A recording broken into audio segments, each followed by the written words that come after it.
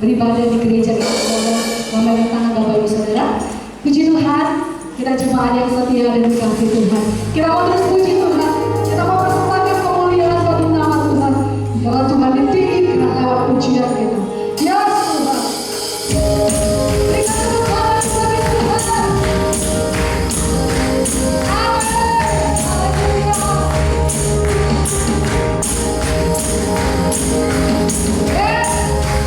Ya pujian bagi Tuhan.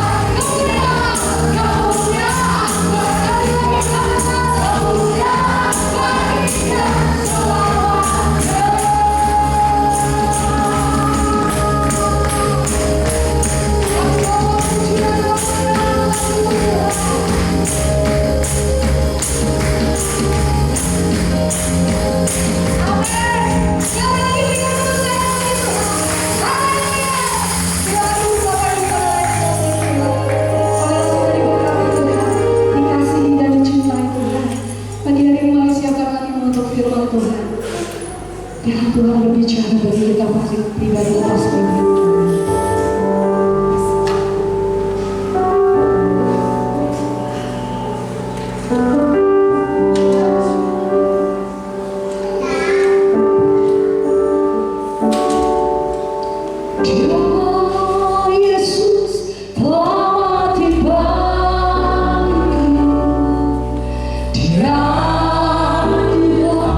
Selamatkan jiwa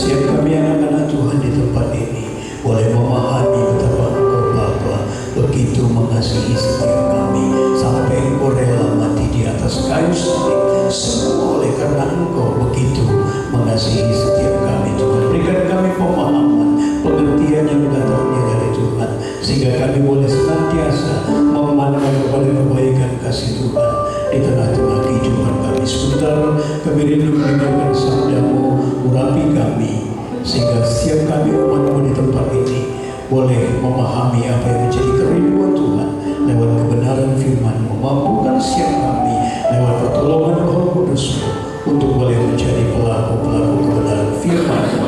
Dalam nama Yesus kita yang siap mendengarkan sabda Tuhan, sama-sama kita katakan amin. Silakan duduk Bapak Ibu. Shalom. Sekali lagi shalom. Ya, puji Tuhan, pada pagi hari ini kita boleh memperingati hari kematian Yesus Kristus di kayu salib. Di dalam 1 Korintus 15 ayat 5 firman Tuhan catat, sengat maut ialah dosa. Sekali lagi, sengat maut ialah dosa. Kalau di dalam Roma 6 ayat 23 firman Tuhan katakan upah dosa adalah maut. Artinya karena dosalah yang akan membawa manusia kepada kematian. Jadi sekali lagi, sengat maut adalah dosa, artinya penyebab kematian itu adalah dosa. Apakah itu dosa? Firman Tuhan mencatat dalam kitab 1 Yohanes 3 ayat 4, itu adalah pelanggaran akan hukum Allah. Pelanggaran akan hukum Allah yang membuat ataupun akibat dosa maka akan timbul penyesalan. Akibat dosa akan melahirkan penderitaan. Akibat dosa akan mengakibatkan kematian.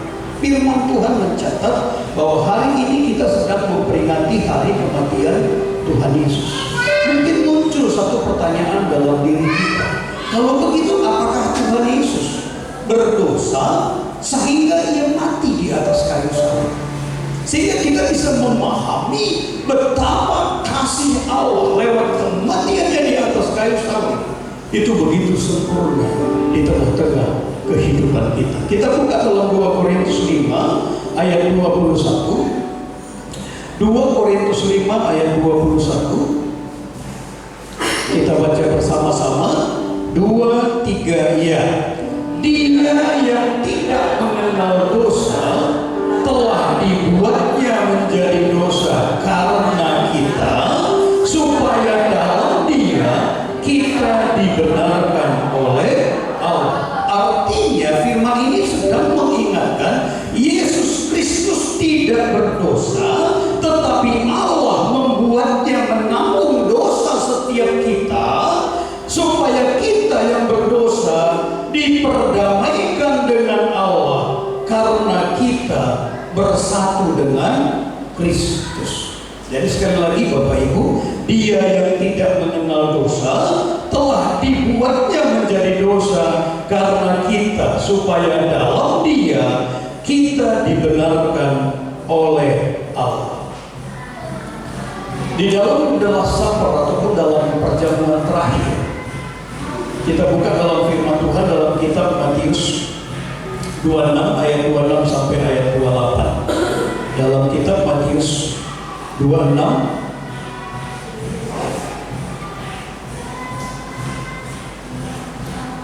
ayat 26 sampai dengan ayat 28. Judul perikopnya penetapan perjamuan malam. Nah, kalau kita mengingat apa yang dirayakan oleh orang Israel ataupun orang Yahudi pada saat mereka merayakan Paskah, di dalam kitab Keluaran 12 ayat 13 firman Tuhan mencatat untuk mengingat kembali bagaimana orang Israel itu dibebaskan dari orang Mesir. Maka pada saat mereka merayakan Paskah, sekali lagi Paskah itu artinya Passover, artinya dilalukan, dilewatkan dari kematian.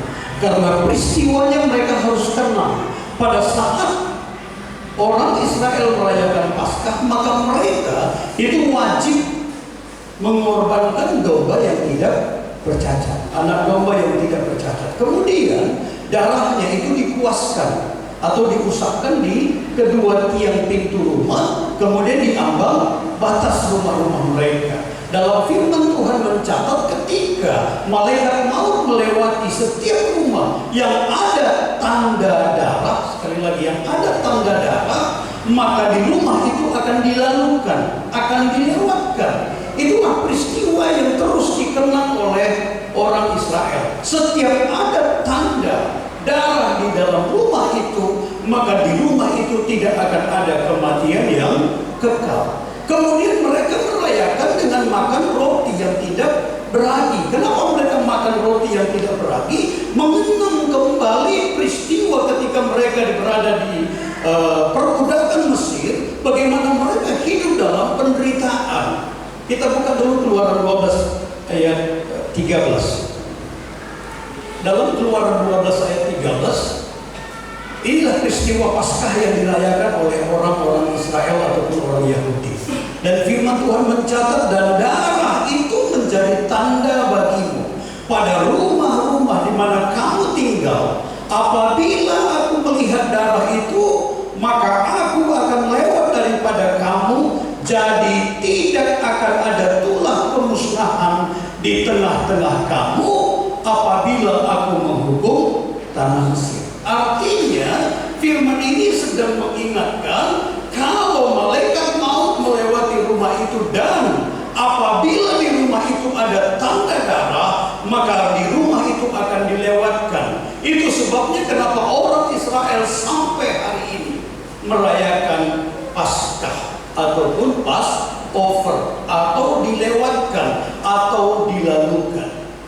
Tapi kalau kita kembali ke dalam Matius 26 tadi, di dalam peristiwa Matius 26 ayat 26 sampai dengan 28, perhatikan ada perbedaan. Karena pada saat ini juga mereka sedang merayakan Paskah. Tetapi apa yang dikatakan oleh Tuhan Yesus pada saat itu, dia tidak sedang menyembelih anak domba Paskah. Tetapi firman Tuhan mencatat, dan ketika mereka sedang makan, Yesus mengambil roti, mengucap berkat, memecah-mecahkannya, lalu memberikannya kepada murid-muridnya dan berkata, ambillah, makanlah, inilah tubuhku. Terjadi sesuatu yang berbeda enggak Bapak Ibu? Padahal dia masih hidup. Bukan peristiwa Paskah seperti biasa, tapi Yesus mengingatkan mereka, ambillah, makanlah, inilah tubuhku. 27 di ayat 27-nya. Sesudah itu ia mengambil cawan, mengucap syukur, lalu memberikannya kepada mereka dan berkata, minumlah kamu semua dari cawan ini. 28, sebab inilah darahku, darah perjanjian yang ditumpahkan bagi banyak orang untuk pengampunan dosa. Sekali lagi, ketika kita masuk perjamuan kudus, Tuhan mengingatkan, ingat akan kematiannya, ingat akan kebangkitannya, bahwa roti itu sama dengan tubuh Kristus. Anggur itu sama dengan darah Kristus yang ditumpahkan bagi banyak orang untuk pengampunan dosa. Sehingga sekali lagi, kenapa kita sebagai anak-anak Tuhan mengamini bahwa surga menjadi milik kita, sama seperti Paskah yang sebelumnya. Setiap ada tanda darah yang akan dilewati, maka orang-orang itu akan diselamatkan. Sekali lagi firman Tuhan mencatat, penderitaan dan kematian Yesus itu adalah rancangan Allah sendiri. Jadi sekali lagi, semua proses penderitaan, kematian, kebangkitannya, semua sudah diuraikan oleh firman Tuhan dalam kitab Yesaya 53 ayat 3 sampai dengan 11. Itu begitu detail apa yang akan terjadi, peristiwa yang dialami oleh Tuhan Yesus di atas kayu salib. Nah, sekali lagi, kematian dan penderitaan itu adalah rancangan dan kasih Allah yang begitu besar terhadap umatnya. Banyak orang yang mempertanyakan, kenapa Yesus harus mati di atas kayu salib? Apakah dia berdosa? Sekali lagi firman Tuhan mencatat dia tidak berdosa. Tapi kenapa dia harus mati di atas kayu salib? Kenapa dia bisa mati di atas kayu salib? Sementara dosalah yang akan membawa orang kepada kematian. Bapak Ibu tahu, dosa kita diambil sama Dia.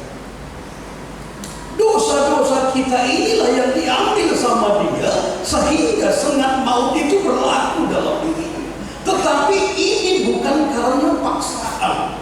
Tetapi sekali lagi firman Tuhan menjelaskan ini baik saya. Besar Allah terhadap kita karena Dia begitu mengasihi setiap kita.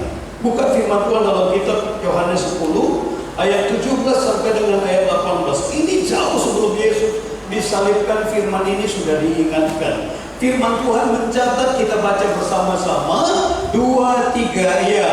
Bapa mengasihi aku oleh karena aku memberikan nyawaku untuk menerimanya kembali. Tidak seorang pun mengambilnya daripadaku, melainkan aku memberikannya menurut kehendakku sendiri. Aku berkuasa memberikannya dan berkuasa mengambilnya kembali. Inilah tugas yang kuterima dari Bapakku. Firman ini mengingatkan, Yesus berkata kepada mereka, aku memberikan nyawaku untuk menerimanya kembali.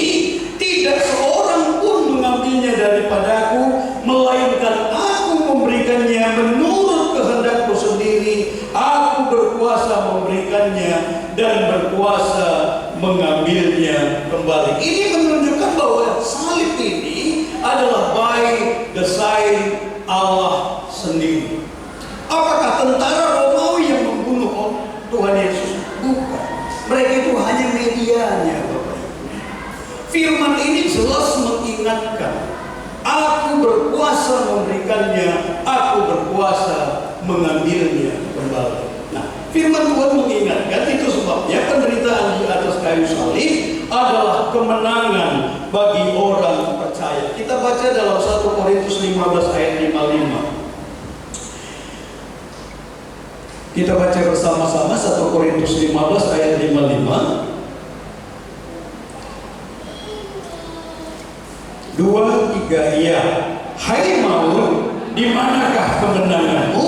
Hai maut, di manakah sengatmu? Firman ini sedang menunjukkan bahwa dosa tidak lagi berkuasa atas kematian kekal setiap orang yang menerima darah Kristus dalam hidupnya. Itu sebabnya kalau kita lihat dalam 1 Tesalonika 4 ayat 14, firman Tuhan catat, orang-orang yang meninggal dalam Yesus itu akan dikumpulkan Allah bersama-sama dengan Dia. Dia di situ yang dimaksud adalah Yesus Kristus. Kemudian kita baca 1 Korintus 15 ayat 53 sampai dengan ayat 54. Sehingga sekali lagi bagi anak-anak Tuhan, kematian bukan hal yang menakutkan lagi, tetapi kematian itu adalah menjelaskan, itu menjadi pintu gerbang bagi kita menuju kepada hidup kekekalan. Kita baca bersama-sama 2, 3 ya.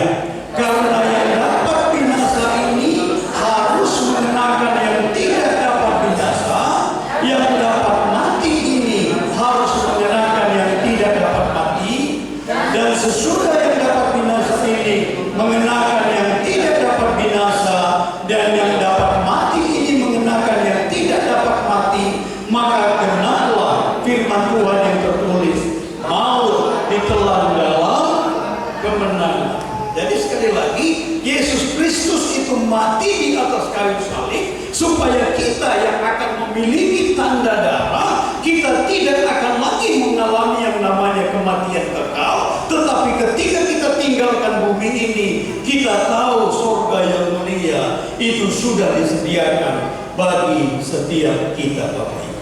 Kenapa salib itu adalah kemenangan bagi orang yang percaya kepada Yesus Kristus. Nah, kita perlu renungkan pada pagi hari ini adalah bagaimana proses menuju kematian ini. Firman Tuhan mencatat segala sesuatu itu terjadi oleh karena ketaatan Kristus kepada kehendak Allah. Sekali lagi ini penting. Karena di dalam menjalani kehidupan ini sama halnya Karena dalam manusianya dalam keadaannya sebagai manusia, firman Tuhan mencatat maka Yesus selalu taat. Kita buka dalam Filipi 2 ayat 8. Sekali lagi, ketaatan itu adalah ketika kita mampu menempatkan kehendak Allah, mengesampingkan keinginan diri. Kenapa di dalam Filipi 2 ayat 8 ini diingatkan? Dan dalam keadaan sebagai manusia, ia telah merendahkan dirinya dan taat sampai mati, bahkan sampai mati di atas kayu salib. Karena keinginan ini seringkali membuat kita tidak mampu mentaati apa yang menjadi kehendak Allah dalam hidup kita. Sekali lagi dalam pagi hari ini saya sedang mengingatkan kematian Yesus di atas kayu salib, mengingatkan betapa pentingnya kita memahami dan mengedepankan apa yang menjadi kehendak Allah di atas keinginan-keinginan pribadi-pribadi setiap kita.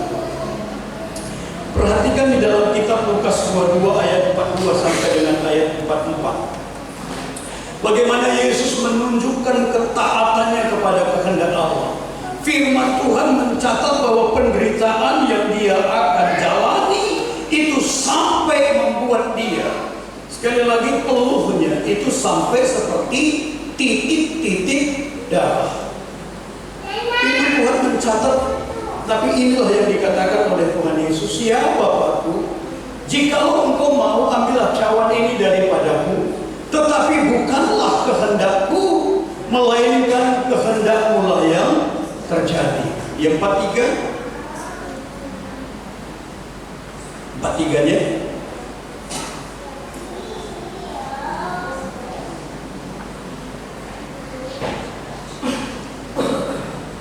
Lukas 2 ayat 43-nya, maka seorang malaikat dari langit menampakkan diri kepadanya untuk memberi kekuatan kepadanya. Perhatikan ayat 44-nya. Ayat 44. Ia sangat ketakutan dan makin bersungguh-sungguh berdoa. Peluhnya menjadi seperti titik-titik darah yang bertetesan ke tanah. Dia membayangkan bagaimana penderitaan yang harus dialami di atas kayu salib. Tapi sekali lagi diperhadapkan kepada dua pilihan, Bapak Ibu. Musuh utama kita sebagai anak-anak Tuhan bukan iblis. Anda mampu mengalahkan iblis ketika engkau bersaksi tentang kebesaran Tuhan. Tapi seringkali yang kita nggak bisa kalahkan adalah keinginan dalam diri kita. Firman mencatat ketaatan itu adalah orang yang mampu menempatkan kehendak Allah di atas keinginan dirinya. Yesus mengajarkan kepada kita di tengah penderitaan yang begitu hebat, sampai dia harus mengalami peluhnya menjadi seperti titik-titik darah yang bertetesan ke tanah. Tapi pada saat itu justru dia berkata, kalau boleh cawan ini lalu daripadaku, tetapi kehendakmu lah yang jadi. Kemudian saudara lihat apa yang terjadi di dalam Markus 15 ayat 23. Di dalam kitab Markus 15 ayat 23, sebelum Yesus naik ke atas kayu salib, pada saat dia berada di Golgota, sebentar lagi dia harus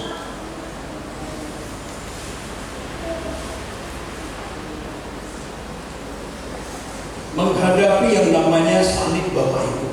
Kita baca bersama-sama 2-3 ya. Lalu mereka memberi anggur bercampur mur kepadanya, tetapi ia menolaknya. Apa itu anggur dan mur? Itu obat bius. Kenapa dia diberikan anggur dan mur? Karena orang paham siapapun yang akan disalibkan, itu penderitaan sakitnya itu akan luar biasa. Tapi Yesus harus menanggung semua itu. Yang seharusnya dia nggak tanggung, kita yang tanggung, tapi dia yang harus tanggung. Perhatikan keinginan daging dan kehendak Bapa, dia kalahkan keinginan dagingnya. Firman ini mencatat lalu mereka memberi anggur bercampur mur.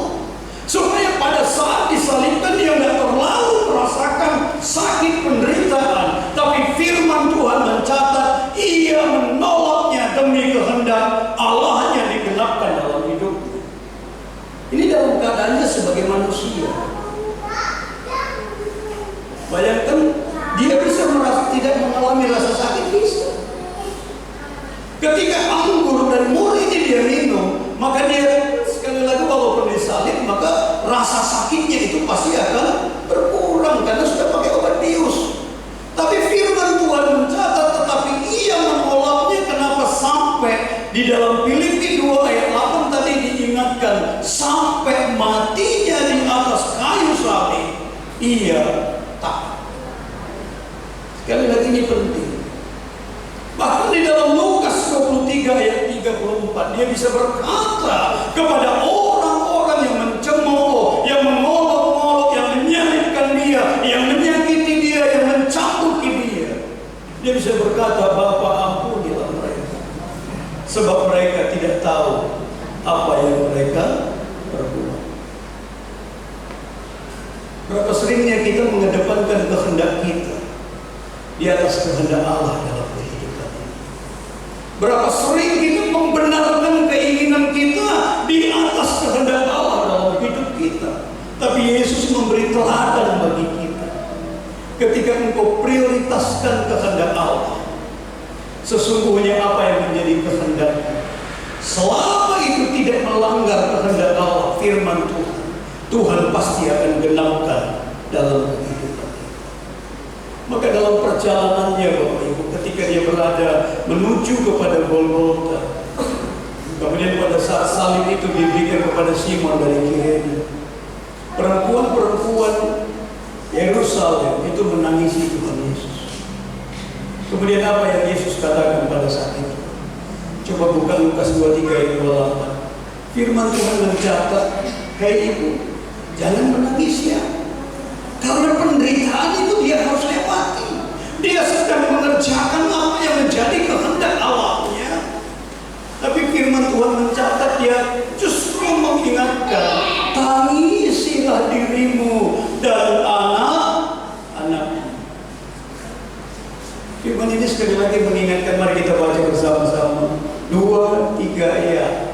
Yesus berpaling kepada mereka dan berkata, hei putri-putri Yerusalem, janganlah kamu menangisi aku, melainkan tangisilah dirimu sendiri dan anak-anakmu. Karena sekali lagi ketika kita mengikuti keinginan kita, maka kita seringkali mengabaikan apa yang menjadi pimpinan roh dalam diri kita. Orang-orang Yerusalem, ketika Yesus datang naik keledai, masuk ke kota itu, mereka menginginkan sesuatu dari Tuhan Yesus. Keinginannya ditempatkan di atas kehendak Allah. Yesus datang hendak menyelamatkan mereka pada hidup yang kekal.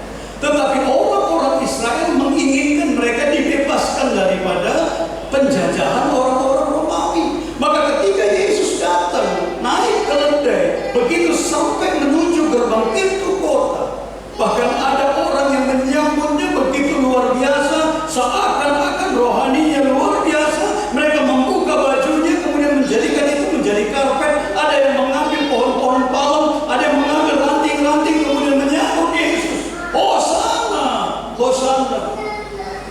Padahal yang sesungguhnya yang mereka inginkan adalah Hosana itu artinya selamatkan kami, selamatkan kami. Karena mereka berpikir ini adalah pahlawan yang akan membebaskan mereka dari orang Romawi. Tapi begitu keinginan mereka nggak terpenuhi, begitu keinginan daging mereka nggak digenapkan sama Yesus, maka di antara orang itu juga banyak yang berkata, salibkan dia. Ini manusia, salibkan dia. Kenapa Yesus katakan jangan tangisi diriku, aku sedang melakukan kehendak Bapakku, tapi tangisilah dirimu dan anak-anakmu. Firman Tuhan sedang mengingatkan kita pada hari ini lewat peristiwa atau lewat kita merayakan perayaan hari Jumat Agung ini. Seberapa sering kita tinggalkan kehendak Allah karena keinginan-keinginan diri kita. Tuhan katakan tangisi dirimu dan anak-anak. Bahkan orang sudah sampai di atas kayu salib. Berapa orang yang di samping Tuhan Yesus? Ada 2 orang lagi. Ada yang di kiri, ada yang di kanan. Dalam literatur dikatakan yang kiri namanya Gestas. sementara yang kanan namanya Dimas. Apa yang terjadi di antara keduanya? Yang kiri ini justru berkata, keinginan diri yang dia prioritaskan. Seakan-akan rohani, selamatkan dirimu dan selamatkan kami. Selamatkan dirimu dan selamatkan kami. Dia ikuti orang-orang Romawi, bahkan dia ikut mengolok-olok kematian Yesus di atas kayu salib. Karena dia nggak mengenal siapa Yesus dalam hidup. Tapi lihat yang di sebelah kanan, dia justru menyesali apa yang sudah dilakukannya. Kemudian dia berkata kepada Yesus, walaupun nanti sudah sampai di Firdaus, ingatlah akan aku. Maka Alkitab catat, itu tanda dia sudah menerima Yesus dalam dirinya. Maka firman Tuhan mencatat, hari ini juga engkau akan bersama-sama dengan aku di Firdaus. Sekali lagi Bapak Ibu, betapa pentingnya kita memahami akan penderitaan dan kematian salib Kristus. Sengat maut adalah dosa, dan dosa itulah yang membawa manusia kepada kematian. Tapi hari ini firman Tuhan mengingatkan setiap kita, setiap orang yang ada tanda darah dalam hidupnya, maka engkau tidak akan mengalami yang namanya kematian kekal. Alkitab mencatat, sekalipun kita mati secara jasmani, maka firman Tuhan mencatat kita akan dikumpulkan oleh Allah untuk bersama-sama dengan Yesus Kristus. Kita akan bersama-sama dengan Dia. Artinya, dosa yang harusnya membawa kita kepada penderitaan, dosa yang harusnya membawa kita kepada kematian kekal, itu tidak berlaku lagi dalam diri kita. Itu sebabnya kenapa firman Tuhan mengingatkan, hei maut, di manakah sengat? Hari ini kematian tidak berlaku bagi setiap kita, Bapak Ibu. Oleh karena kita sudah menerima tanda darah Kristus. Yesus mati di atas kayu salib. Itu menjadi pengganti domba Paskah. Dia dikorbankan. Tubuhnya kita makan adalah perjanjian dengan Kristus. Darahnya kita minum, itu adalah perjanjian kita dengan Kristus dalam kehidupan kita, bahwa kita sekarang menjadi bersekutu dengan Kristus dalam kehidupan kita. Mari kita bangkit berdiri.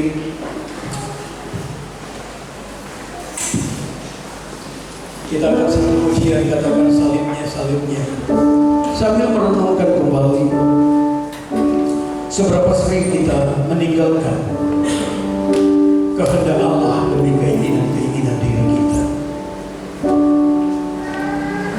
Seberapa sering kita meninggalkan apa yang menjadi keinginan Tuhan untuk memuaskan keinginan-keinginan kita. Tapi Yesus memberikan teladan buat kita. Dalam posisinya sebagai manusia, Dia mengedepankan apa yang menjadi kehendak Allah. Sekalipun Dia harus menderita, sekalipun Dia harus mengalami keadaan disiksa, karena kasih-Nya, karena cintanya kepada setiap kita, untuk menggenapkan kehendak Allah dalam hidupnya.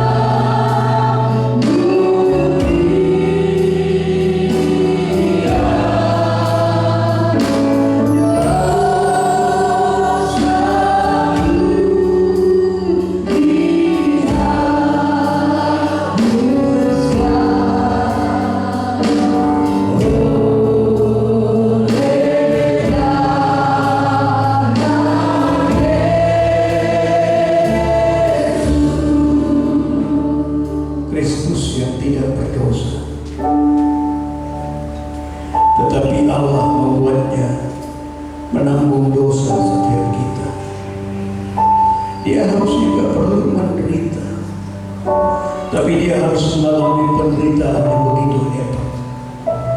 Semua karena kita. Sekali lagi, supaya kita yang harusnya mati dalam kebinasaan, tapi kita lewat kematiannya di atas kayu salib, kita diperdamaikan dengan Allah. Kita diperdamaikan, kita dibenarkan, kita dikuduskan, kita disucikan menjadi tidak bercela, supaya kita layak untuk memasuki kerajaan Allah dalam hidup kita. Kematiannya membuat kita bersatu dengan Kristus. Itu sebabnya dalam perjamuan terakhir itu dia berkata kepada murid-muridnya, makanlah, ini menjadi tubuhku. Anggur itu dia katakan ini darahku, tanda perjanjian, persekutuan kita dengan Tuhan Kristus. Tanda darah itulah yang membuat setiap kita hari ini mendapatkan kehidupan yang kekal dalam hidup. Tuhan menginginkan lewat peristiwa kematiannya di atas kayu salib, dia sedang mengajarkan kepada kita, kalau kau paham betapa Tuhan melakukannya, begitu besar kasihnya dalam hidupmu, tidakkah engkau mampu mentaati kehendak Allah dalam hidup? Keinginan kita seringkali menjadi batu sandungan untuk membuat kita taat kepada kehendak Allah. Putri-putri Yerusalem akan ditegur oleh Tuhan Yesus supaya jangan menangisi dia, karena dia sedang mengerjakan kehendak Allah. Dia sedang mengerjakan kehendak Bapa. Dia sedang menyelamatkan umat manusia. Dia harus mati di kayu salib. Tapi Yesus mengingatkan, tangisilah dirimu, tangisilah anak-anakmu, karena manusia mudah berubah. Kita lupa ketika engkau lakukan apa yang menjadi kehendak Allah, sesungguhnya keinginan Tuhan akan penuhi dalam hidup. Firman Allah mengingatkan kita hari ini, seberapa sering keinginan kita menggagalkan rencana Tuhan dalam hidup. Kenapa Tuhan mengingatkan ampuni orang bersalah kepadamu?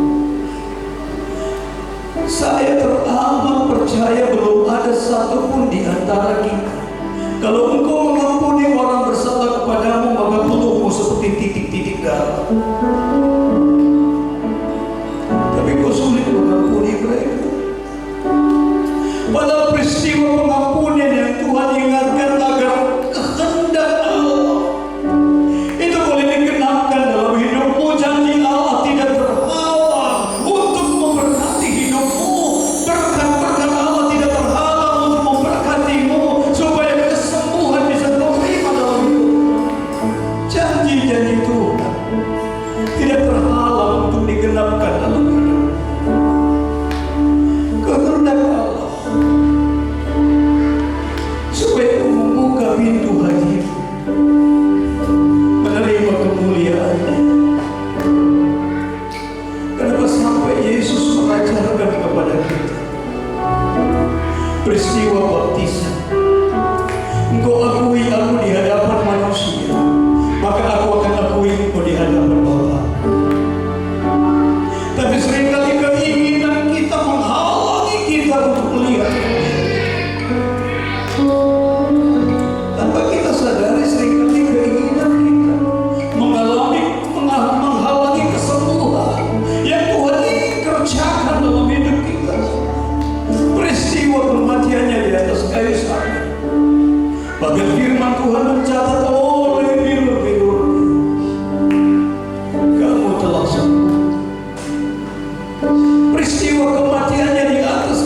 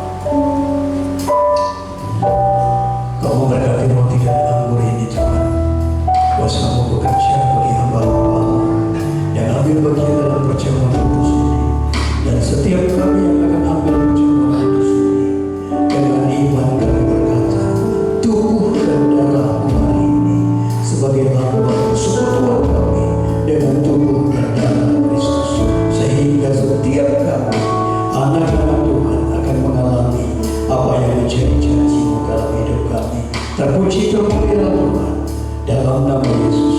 Amin.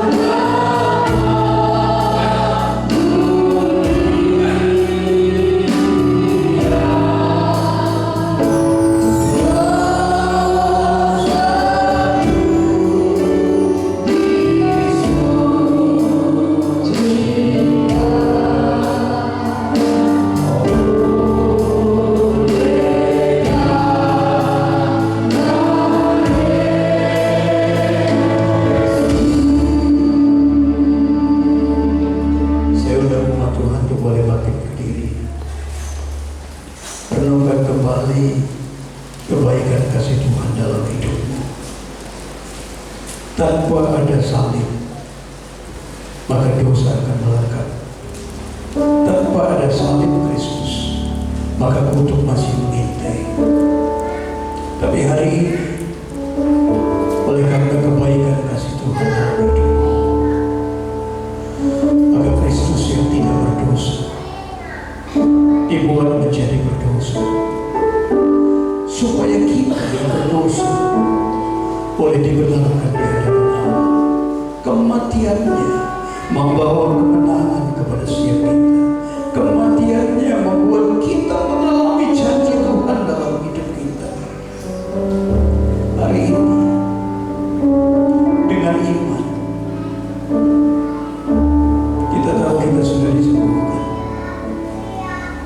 Dengan iman kita tahu kita sudah diampuni.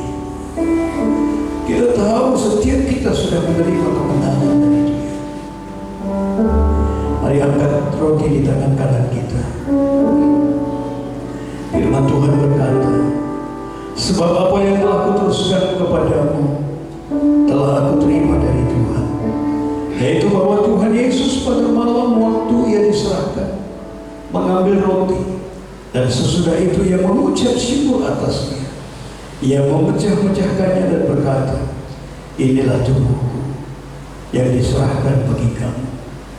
Perbuatlah ini menjadi peringatan akan aku. Bapak Ibu Saudara yang terkasih dalam Yesus, bukankah roti yang atasnya kita mengucap syukur adalah persekutuan kita dengan tubuh Kristus? Makanlah dalam nama Yesus.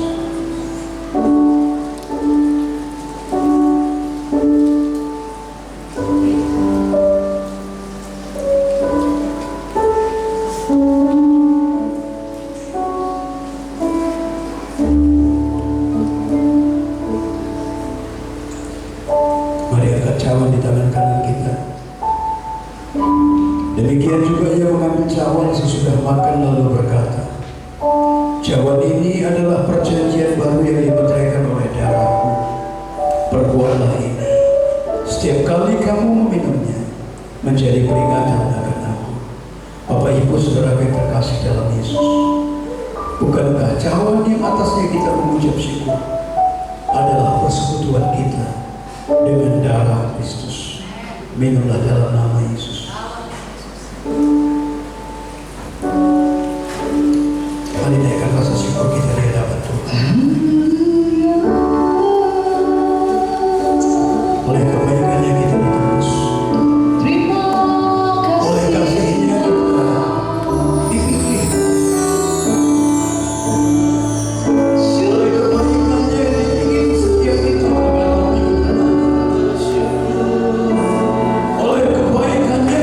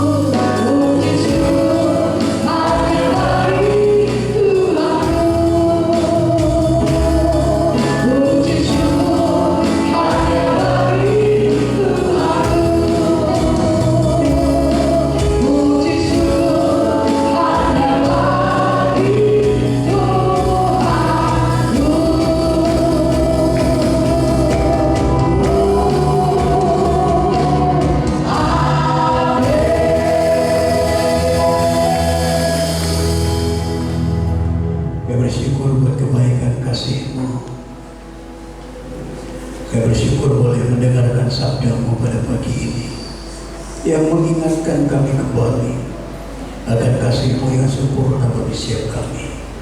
Penderitaan yang Engkau lalui, kematian-Mu di atas kayu salib, semuanya demi kami ya Tuhan. Karena Engkau Bapa yang begitu mengasihi kami lewat peristiwa salib, maka setiap kami orang yang percaya kepada-Mu, firman-Mu mengingatkan kemenangan sudah menjadi milik kami. Kami bisa berkata kepada maut, hai maut, di manakah senang? Karena kemenangan sudah disediakan oleh Bapa di sorga bagi setiap kami. Kami tahu anak-anak Tuhan di tempat ini, apapun keadaan kami, Bapa begitu mengasihi setiap kami lewat kematian-Mu di atas kayu salib. Firman-Mu mengingatkan setiap kami, oleh bilur-bilur-Mu kami telah sembuh. Yang sakit pada pagi ini disembuhkan dalam nama Yesus. Hari ini setiap kami yang berdosa, kami tahu kami sudah diampuni, kami sudah dibenarkan, kami sudah disucikan oleh Tuhan. Dan kami tahu bahwa lewat kematian-Mu di atas kayu salib, kemenangan Tuhan sudah sediakan bagi setiap kami. Sehingga janji-Mu yang berkata kepada kami, Yesus Kristus datang memberikan kami hidup, dan hidup di dalam kemenangan, dan hidup dalam kelimpahan terjadi atas setiap kehidupan umat. Tidak ada satu iman yang menjadi lemah. Umat tetap kuat, umat senantiasa memandang kebesaran Tuhan di tengah-tengah hidup mereka. Sekalipun dunia mengalami goncangan, tapi kami teramat percaya ketika kami bergantung penuh kepada Tuhan, goncangan itu justru akan mengangkat kami dan melihat dan mengalami penggenapan janji-Mu terjadi atas hidup kami, terjadi atas kehidupan-Mu ya Tuhan. Kami bersyukur buat apa yang Engkau lakukan bagi setiap kami, sehingga firman digenapkan dalam hidup setiap umat Tuhan.